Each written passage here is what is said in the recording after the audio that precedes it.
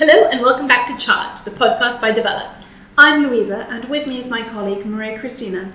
Coming up in this episode, we're talking to Peter James, the CEO and founder of ShieldPay. Imagine this. You put up your old car for sale and someone gets in contact. He comes around to inspect the car, and after you turn your back for one moment, he's grabbed the keys and driven off. How can we protect the peer-to-peer market from frauds like this? ShieldPay have figured out how to offer a digital escrow. Listen on to find out 1, what on earth an escrow is, and 2, how that protects against frauds in the peer-to-peer payments market. Hi Peter, could you tell us a bit about your background, what ShieldPay is, and how you came to it? Sure. Well, ShieldPay is my third startup. So I've been involved in digital products since about 2007. It's always been something I'm quite good at, is spotting opportunity and finding out really how to create something from nothing, essentially an idea. So this is the third time around with it, getting progressively better at it. Still making a lot of mistakes, but ultimately what we are trying to do with ShieldPay is create a new payment system that protects people when they're buying or selling to somebody they don't know. So we found out it's a massive market where essentially two unknown entities are connecting online, attempting to buy or sell an item or goods or services, but are really struggling to find a secure way to pay somebody. And the reason for that is that if you think of a traditional payment to somebody, it's unidirectional, which means that with somebody you don't know, there's always a bit of a Mexican standoff. So who's going to go first? Am I going to send you money hoping you'll do what you say you will, or is the freelancer at the other end going to start working on a product hoping that he'll get paid? And essentially what we've done is democratized or create a really streamlined version of a very old payment mechanism called escrow, and essentially made it very user-friendly and simple and cheap to enable two people to transact safely. And can you tell us exactly how that product works? Yeah, so anyone who's listening, or you guys, if you've bought or sold a house, you have used escrow.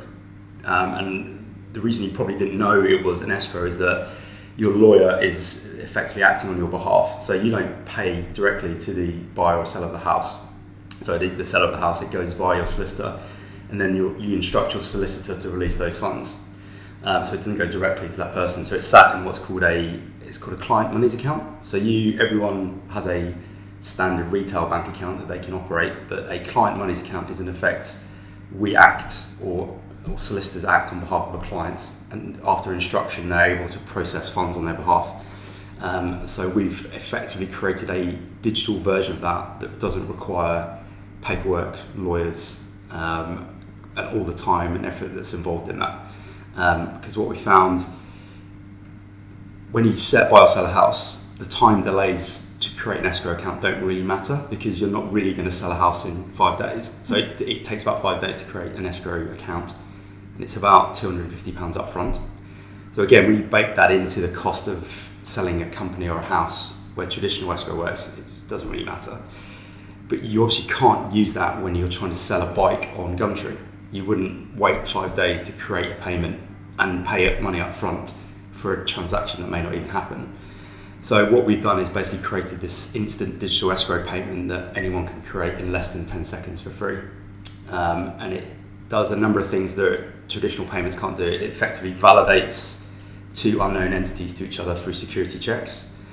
We then secure the funds from the buyer in real time, and then only pass those funds to the seller or the recipient if both parties agree the transaction's gone successfully.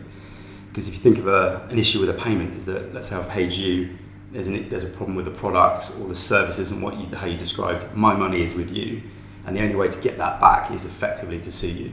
And that's where all the problems are. So if there's a problem with a ShieldPay payment, the money isn't with you, it's still with ShieldPay, and we will basically act as a mediator to ensure that money won't go anywhere unless people agree that the transaction's gone well. Were there any particular experiences you had that inspired this product? Where are you imagining people would use it? Yeah, it wasn't me personally who was involved in it, but after my second startup, took a bit of time off, and it was a Facebook post from a friend of mine who had been defrauded selling his car on Gumtree. So what had happened is that he had put up a post on Gumtree, and if you've ever used the classified sites, this is sort of Craigslist, Auto Trader, Gumtree, big sites, but they're all non-transactional. So effectively what they do really well is connect a buyer and seller together, but they can't process that transaction. So you, as a user of Gumtree, have to try and find a way to buy and sell with that other person who you don't know. So he put up a listing for his very nice car. He was messaged through the site. It was quite a lot of it was spam, but one message was like, I live quite close to you in Richmond, quite keen to come and have a look at the car. My friends probably, in hindsight, probably should have checked out a bit more about this person. He literally didn't know anything. Picked up this guy from the train station. They went for a test drive. During the course of the test drive, they agreed to sell the car. All looked great. My friend parked up at his house, went in to make the guy a cup of coffee, came back and the guy had just stolen the car. And he kind of, it's funny now, it definitely wasn't at the time. And firstly, obviously you don't leave the keys with somebody you don't know, but ultimately what it highlighted was that how limited options there are for people trying to transact with somebody in that type of scenario. Because if you think about the traditional methods, even if this guy was the nicest guy in the world, he wasn't going to sort of turn up at a train station to meet my friend with £18,000 in cash. Which wouldn't happen. So PayPal is effective when you know the person on the other end. So there's a plethora of applications and payment technologies, so Asimo, Venmo, PayPal, Western Union, that work very well when you know the person on the other side. So we're not trying to interfere with that space. Would you send? Actually, you couldn't send, but the max you could send on PayPal is about £5,000. Would you send £5,000 directly to somebody you don't know on PayPal? Definitely not. I mean, it works. I mean, I used PayPal a couple of weeks ago to buy from Nike.com, an e-commerce site, because it's Nike on the other end. I wouldn't use it to send to a freelance developer in India. It just doesn't make any sense. And then obviously you wouldn't do a direct bank transfer. So it's so limited in this particular vertical that we're hitting. But we kind of figured out he could have, in theory, created an escrow account for that transaction, but he didn't know the transaction would have happened. So you wouldn't have gone through all the paperwork of creating this escrow account with his bank for a transaction that wouldn't have happened.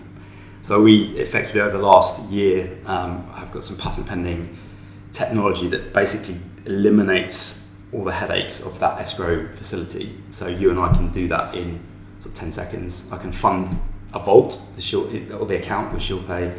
You know I'm a good guy, I know you're a good guy, and I release those funds to you when I'm happy. And it really is as simple as that. But behind the scenes, massive issues with compliance, governance, regulatory entities such as the FCA. So to the consumer, it looks very simple, but the actual engine it's been a grind. I'm not going to lie. I can imagine. Because you're trying to it's a new payment method. So the FCA were 101 questions every week about certain elements, and as a startup, you hadn't actually built those things yet. So, I mean, in many ways, it was good to get regulated from day one because you understood what they needed to see. Because what we find, especially in fintech, is that people are building things and then realizing they're going to have to get regulated, present what they've built to the FCA, and they basically hack it to pieces. Mm-hmm. So it's better to grow alongside the regulations.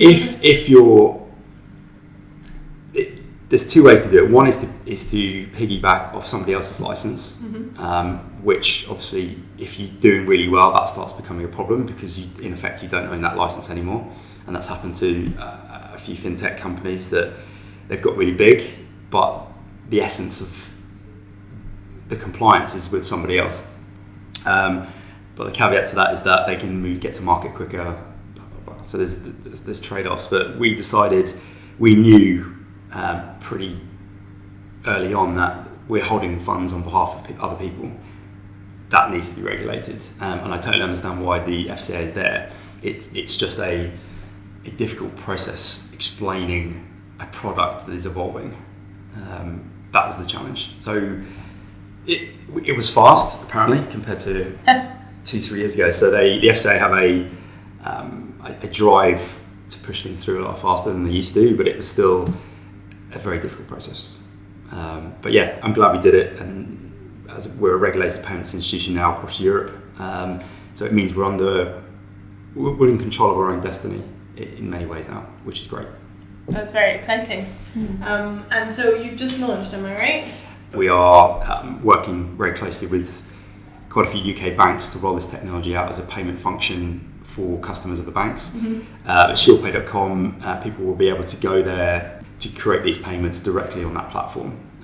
Also, rolling out the technology that will sit on the classified sites. So in the same way that PayPal did really well scaling across e-commerce sites, really lightweight payment option, gave it away for free, we're doing exactly the same thing to classified sites. So fingers crossed it's getting a lot of interest, and will continue to do so because people can see exactly where this problem is.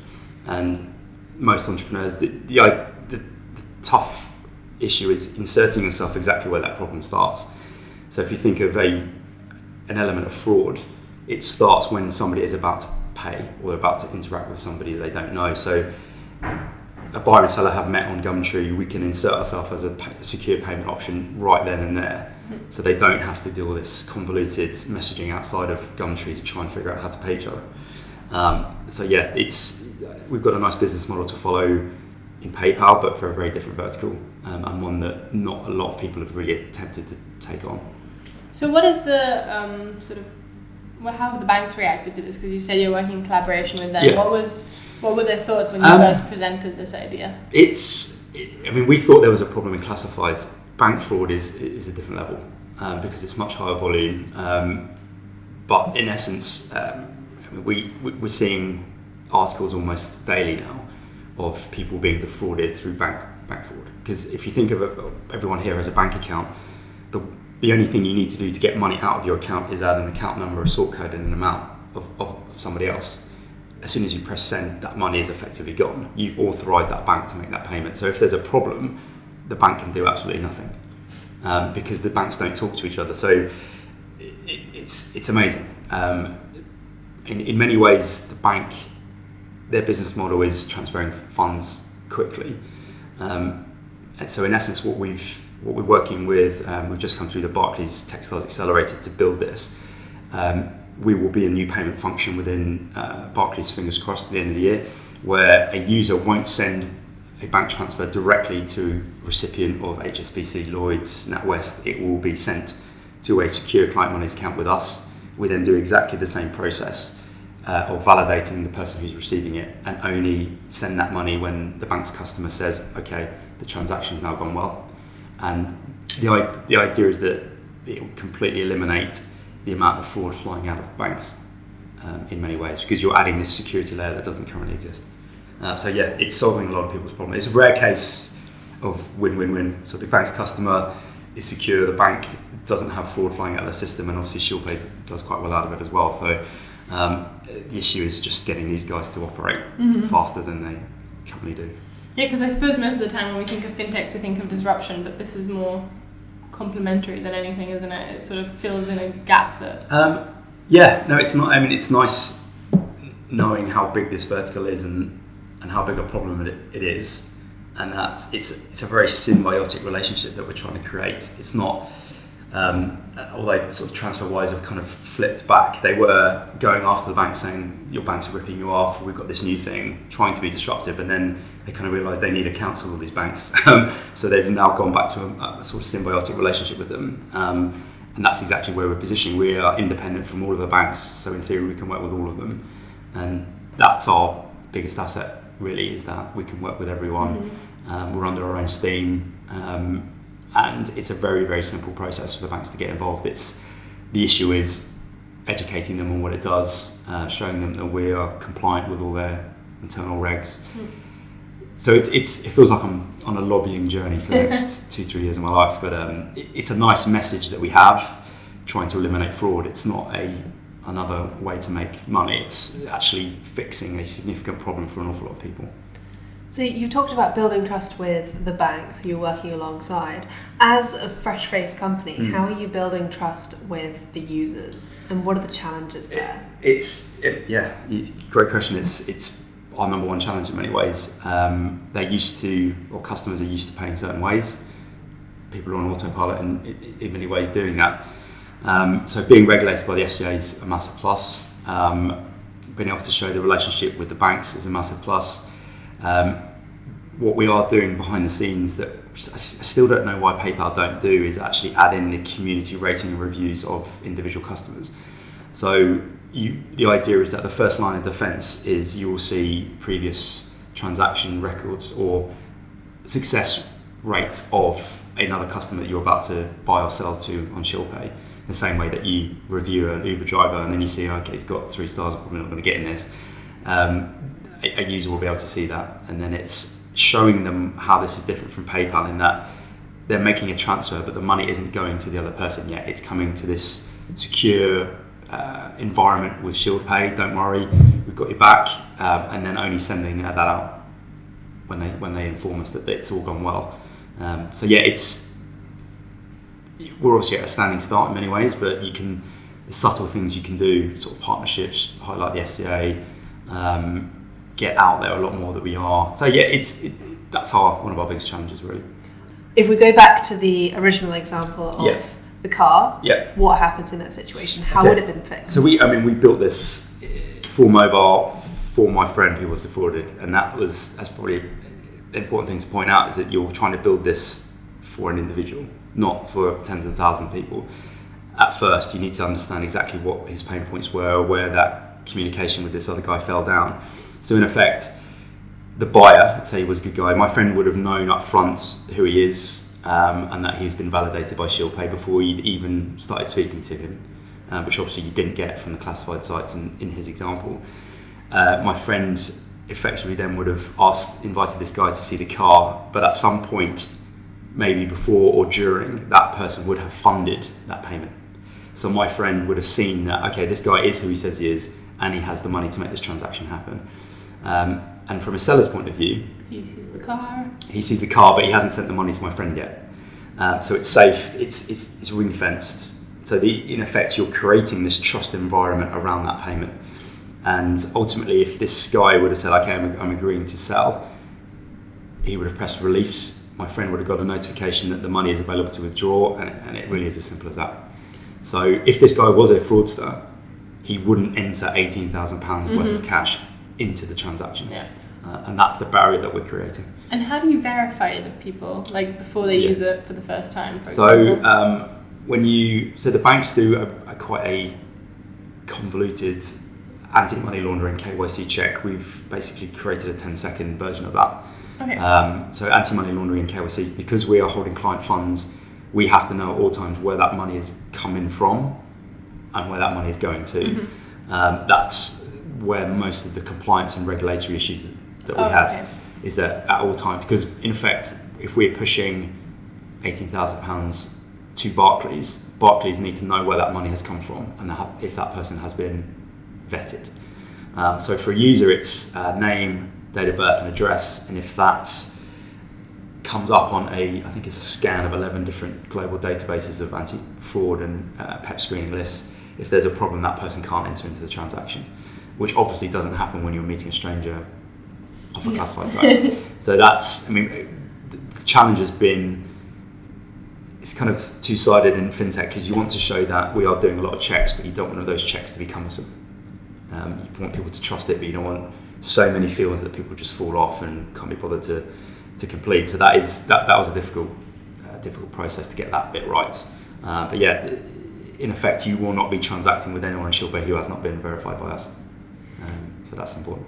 And what happens when the money's been put into ShieldPay Vault, but the guy drives off the car? What's the appeal process there? Yeah, so we're quite fortunate that there's a sort of 12, 15-year-old method of dispute resolution that eBay use that we have mirrored. But the difference is that the money hasn't left the system. So if you have a problem with PayPal, effectively what they do is freeze both accounts and then try and claw the money back from one of the entities. With this system, the money is secure with us in a Barclays client monies account, and then it's a case of first an automated dispute resolution policy where we ask people to state the reasons for the disputes, and then we basically at the end passed that case to a third-party arbitration team. But the beauty of the system is that it's very easy for us to push money back or push money forward depending on that result. Yeah, so nobody's actually lost the money technically. Correct. So it's infinitely better than the real world scenario. So let's say I'd pushed our head of product, Federico, did exactly this. He sent, I think it was £13,000 by bank transfer to some builders. They just didn't turn up the next day. So his money is effectively with them. The only way for him to get that back is to get a solicitor to sue them, which would probably cost about £13,000 anyway. And they know that. So infinitely, it's infinitely better than any real world example, is that we've effectively got their money. It's not going anywhere yet. We'll figure this out. And that's that kind of big brother type branding that we're trying to get across. Is that in many ways we've done everything we can to make sure this is safe, but we've got your back if there's a problem. I suppose a big part of the user trust challenge is making sure your users know that when problems like that come up, you are capable of resolving them. Yeah, so that was a big part of the FCA regulation as well, is that you have processes, internal communication or dialogue with the customers that they know at all times where their money is. Because that's often all the problems is transparency on a payment in most cases. So when you send a bank transfer, is it still in my bank? Has it gone to them yet? Have they received it? You don't know anything. In many ways, it's just trying to be a lot more transparent about the payment than what people are currently used to.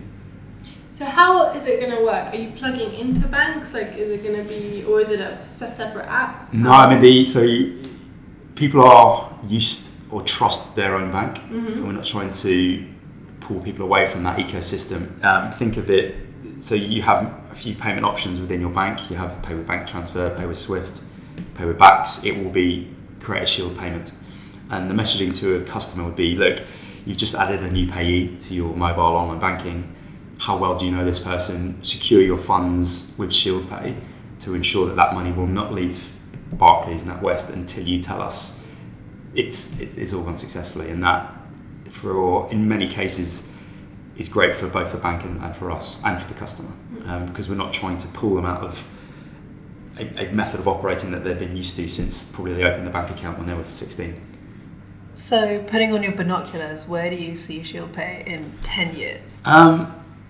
It's maybe in the last 6 weeks, I think everyone within the company has realised what the potential of this is. I mean, obviously when you're setting out, you have a grand vision, otherwise you wouldn't have started, but it's the validation that we're getting. And for guys who have just joined in the last 2 months, they're going into meetings now where people have been looking for us for years.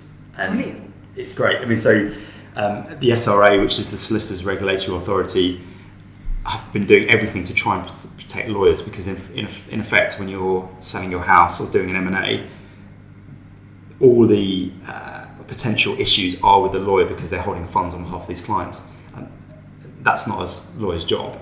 So in effect, we can replace all of these lawyers' client monies accounts with us. We take on all the payments on behalf of the whole M&A industry in the UK.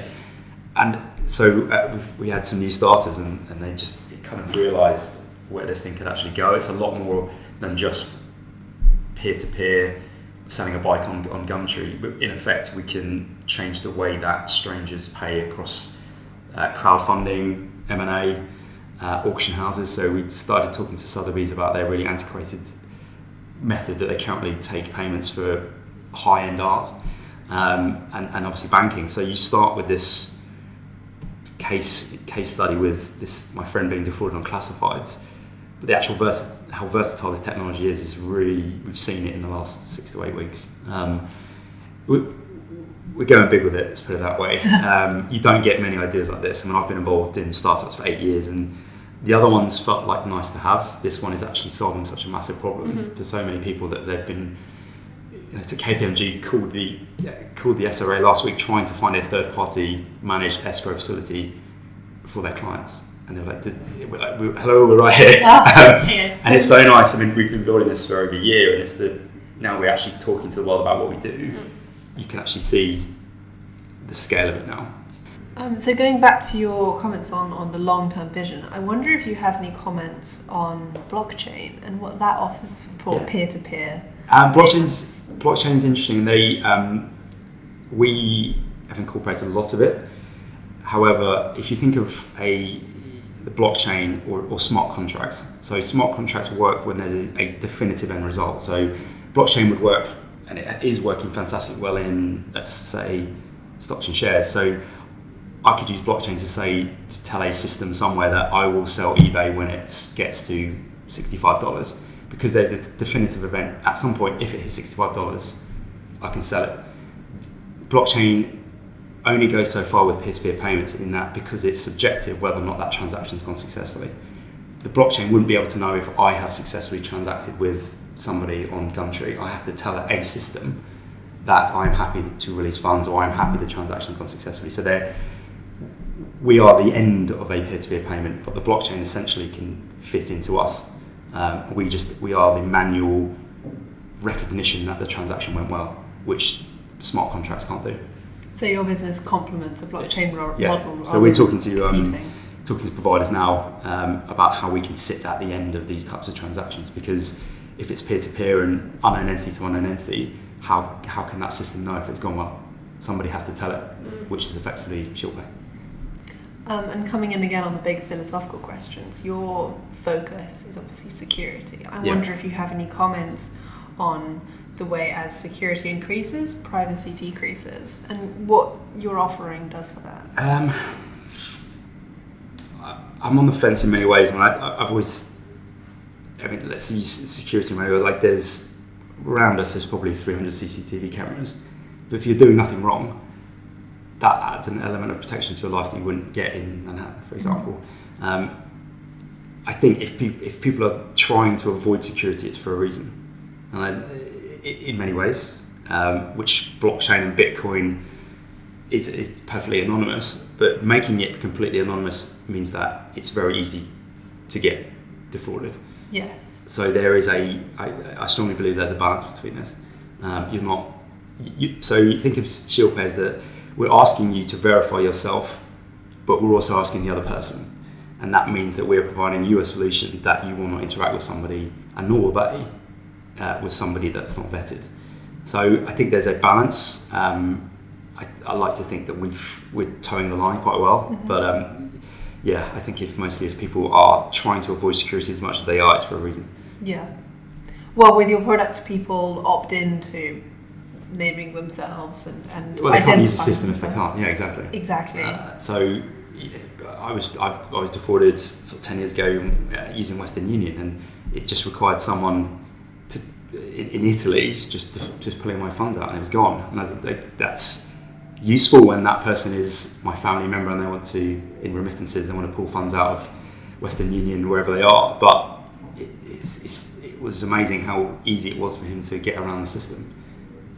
And it can't keep on going like that, and that's ultimately that's what we're trying to solve. No, it'll make everything easier as well. Like every time I try and buy something online, I do have that moment where you're like, oh. Yeah.